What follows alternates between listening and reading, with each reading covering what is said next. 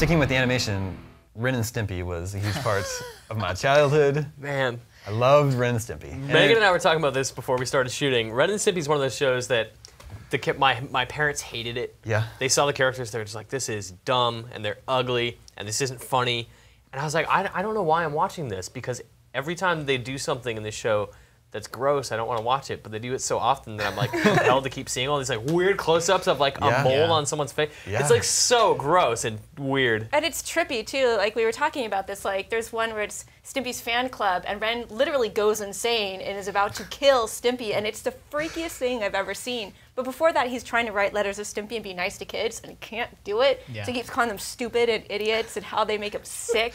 It's a weirdly aggressive show too. Like Ren is not a cool guy. No, he's so was mean like- to Stimpy. It was picked to be on Nickelodeon alongside Rugrats and Doug, I think, as their like Sunday morning like cartoon lineup. Yeah. I mostly skip Ren and Stimpy to watch Doug. Oh man, Ren Doug is was just like, all right, I just need some like positivity in my life.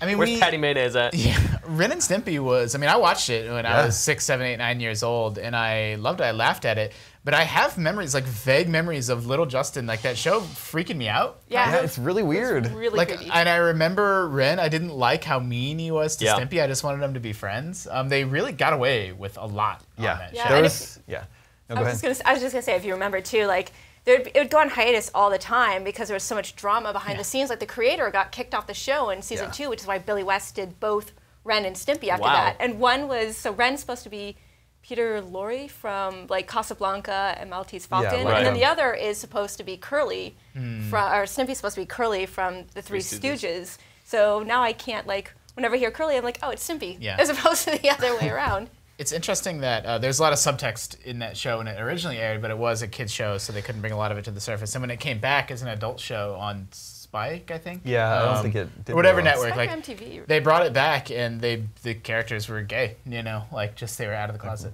Interesting. I never saw those. I never saw this. Me either.